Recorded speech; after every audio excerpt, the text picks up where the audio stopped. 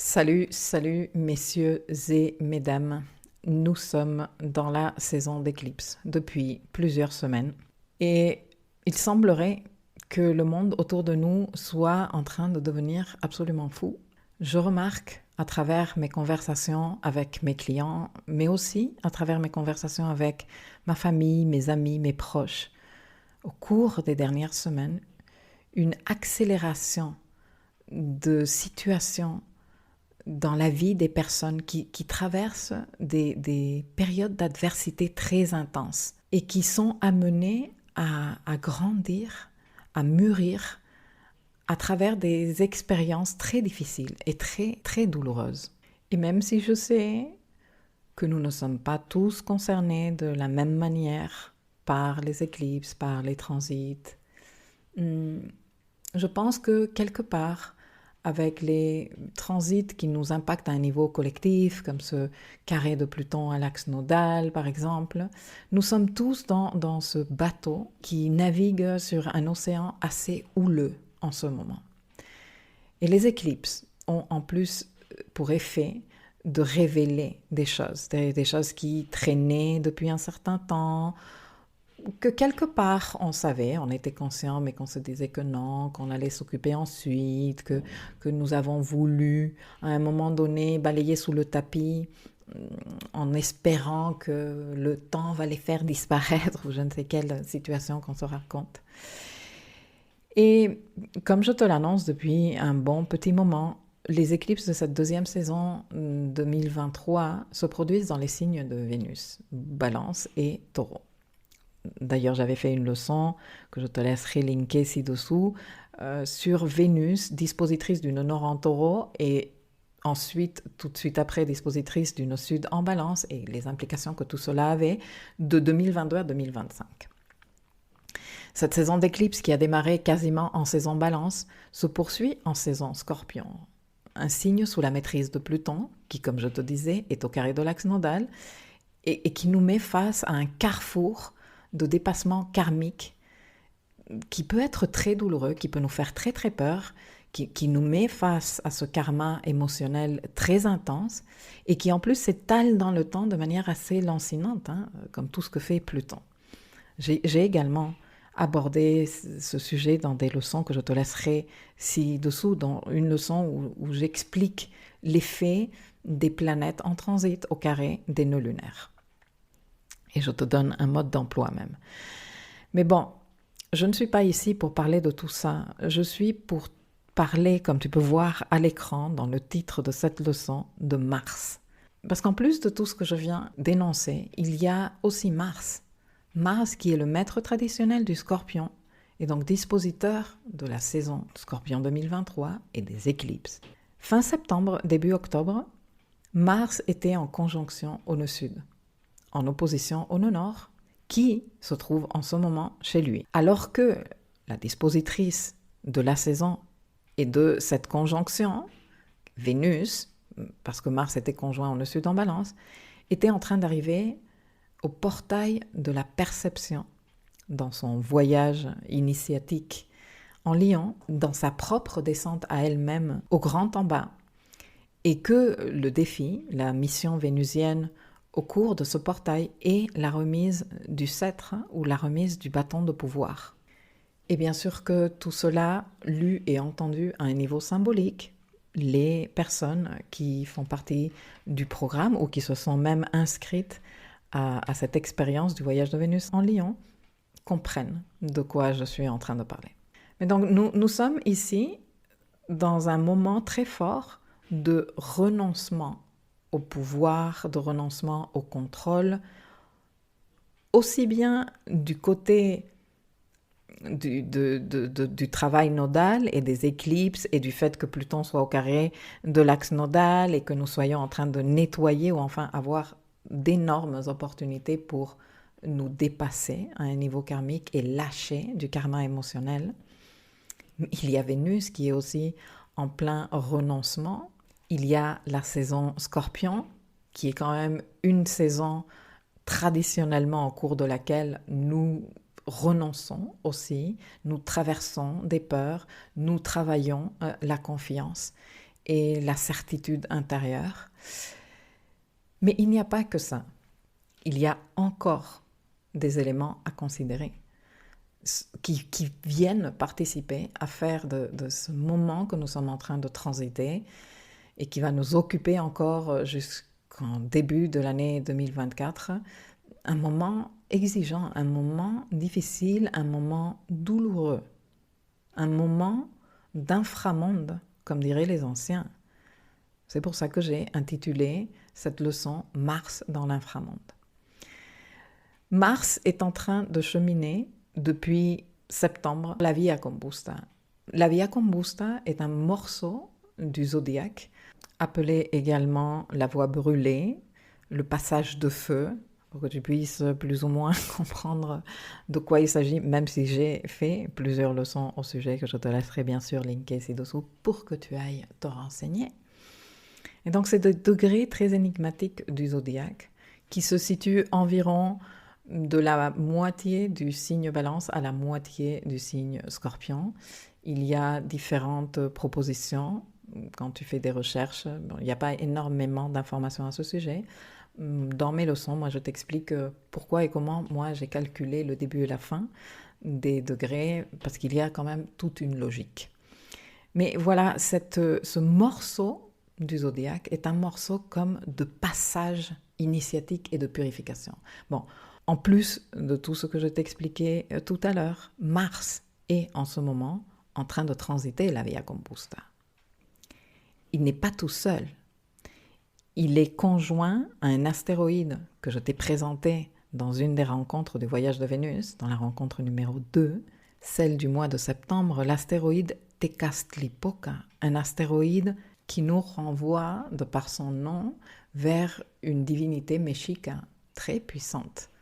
Tecastlipoca, frère de Quetzalcoatl, sa part d'ombre, comme on retrouve très souvent dans les cosmologies, dans les mythes fondateurs des différentes civilisations.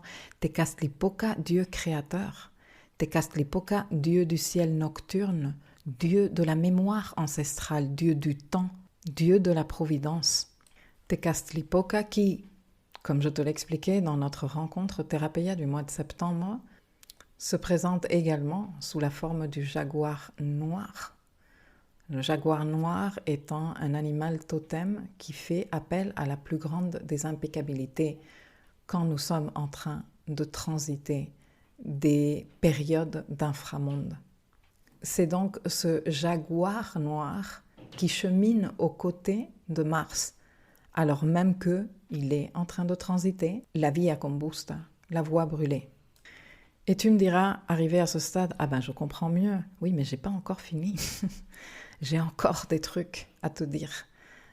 C'est pourquoi je suis en train de faire cette leçon, parce que cela me paraît tellement rare d'avoir tout ce cumul de circonstances qui sont en train de se passer en ce moment, alors même que nous sommes dans un cycle de Mars très important pour guérir le masculin sacré, et dont je t'ai parlé également dans des leçons antérieures. Mars est en ce moment dans les phases de son cycle avec le Soleil, de son cycle synodique, dans une phase très délicate, quelle que soit l'approche de laquelle on étudie son cycle. Parce qu'il y a, disons, l'étude du cycle synodique de Mars avec le Soleil traditionnel, où le cycle démarre avec la conjonction, mais nous avons également l'étude de ce cycle synodique depuis la perspective de l'astrologie chamanique qui est super intéressant. Et quelle que soit l'approche, le point où on se situe pour étudier le cycle de Mars avec le Soleil, Mars se trouve dans un moment critique, dans un moment très délicat de ce cycle parce qu'il est en train de se rapprocher de sa conjonction au Soleil, qui va se tenir donc le 18 novembre à 25 degrés Scorpion. Il est donc en pré-conjonction au Soleil. Alors quand on sait, comme je te l'expliquais dans la leçon Conjonction au Soleil, signature initiatique de purification et de self-empowerment, ce que signifie une conjonction au Soleil, et que Mars soit pré-conjonction au Soleil, cela veut dire qu'il est en train de mourir. Ce qui veut dire que nous tous, en ce moment, sommes en train de mourir une version de notre énergie martienne, de notre capacité d'entreprendre, de notre prise d'initiative active, de notre volonté pour engager des combats, de notre expression du masculin sacré qui est en train de mourir, qui est en train de se terminer, qui est en train de disparaître, qui est en train d'arriver à la fin d'un cycle. Et par la force des caractéristiques du cycle de Mars avec le Soleil, lors de sa conjonction, Mars se trouve derrière le Soleil par rapport à la Terre, ce qui veut dire que l'énergie martienne est très peu disponible en ce moment. Mars, il est parti en retraite. Il est parti mourir. Il est parti mourir pour ensuite faire sa conjonction au Soleil, prendre des nouveaux codes de lumière et renaître. Mais ça, ce sera après. Pour le moment, nous sommes en train d'assister à la mort de Mars.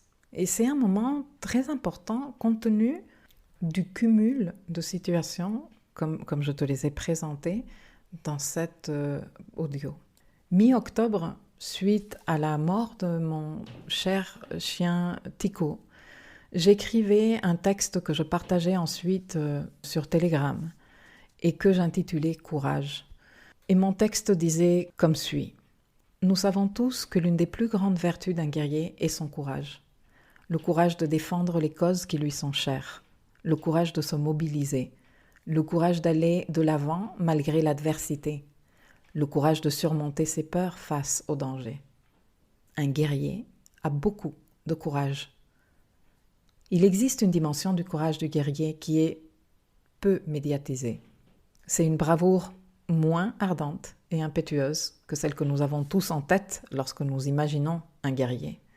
Mais elle est d'autant plus courageuse qu'elle requiert de maturité, de sagesse et d'honorabilité. C'est lorsque le guerrier décide, consciemment et intentionnellement, que la cause pour laquelle il a tout donné et pour laquelle il était prêt à continuer à tout donner est arrivée à son terme et qu'il est temps pour lui de déposer les armes et de se retirer. Activer l'énergie du combat demande beaucoup de courage. C'est un courage de feu spontané, débordant, entreprenant et masculin, à l'image du premier signe gouverné par Mars, le Bélier. Rendre les armes, se retirer du champ de bataille, consciemment et intentionnellement, demande d'encore plus de courage. Il s'agit d'un courage d'eau, mystérieux, indomptable, inépuisable et féminin, comme le deuxième signe gouverné par Mars, le Scorpion. En ce moment, nous sommes nombreux à recevoir l'appel à déposer nos armes, nous retirer du champ de bataille, consciemment et intentionnellement, avec le courage résilient de Mars en Scorpion. Déposer les armes et nous retirer pour purifier notre énergie masculine, guerrière et entreprenante, avec Mars en période d'invisibilité proche à sa conjonction au Soleil. Pour ma part, j'honore cet appel, en ce moment même, dans plusieurs dossiers très importants de ma vie.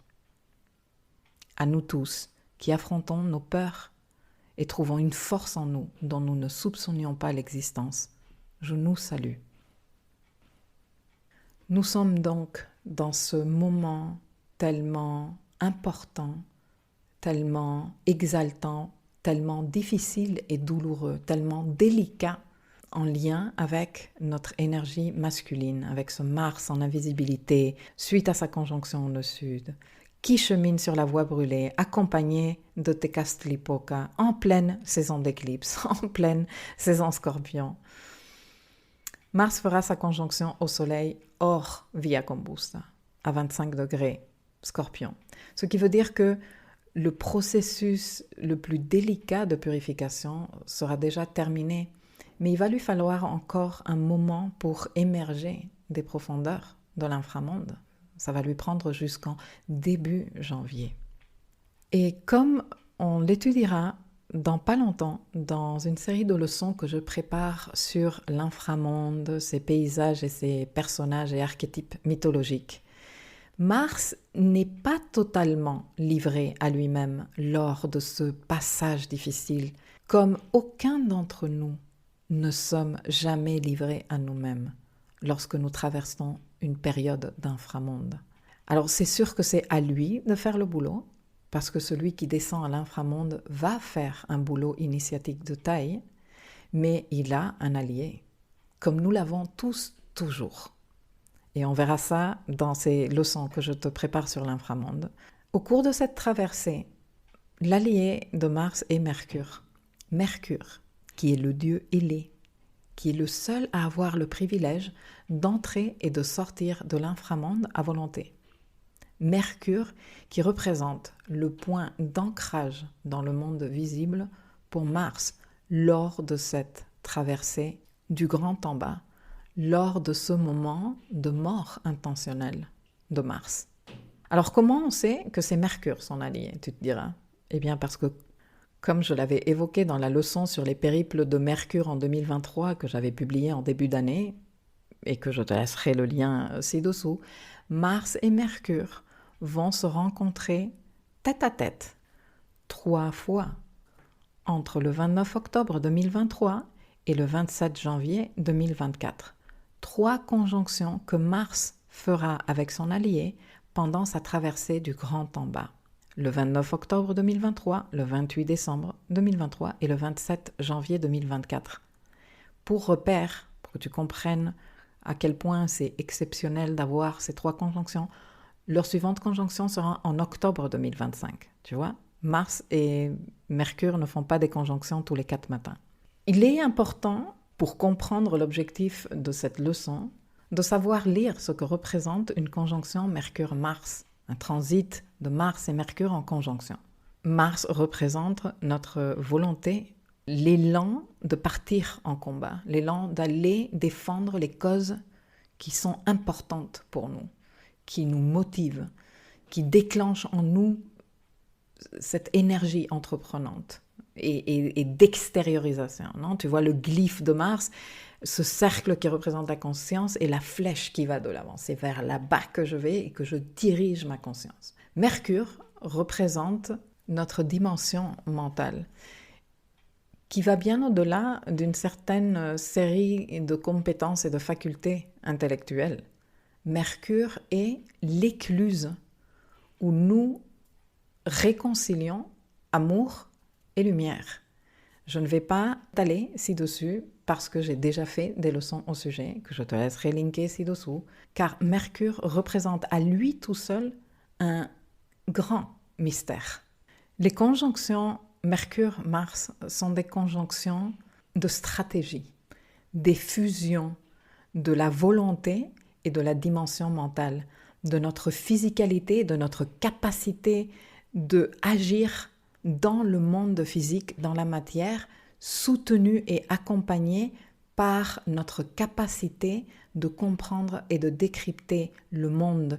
Et quand je parle de comprendre et de décrypter le monde, je parle de le comprendre de manière transversale, toute dimension comprise. C'est pour ça que Mercure était le seul dieu qui pouvait circuler dans les 3 mondes, le monde du milieu, le monde d'en haut, le monde d'en bas.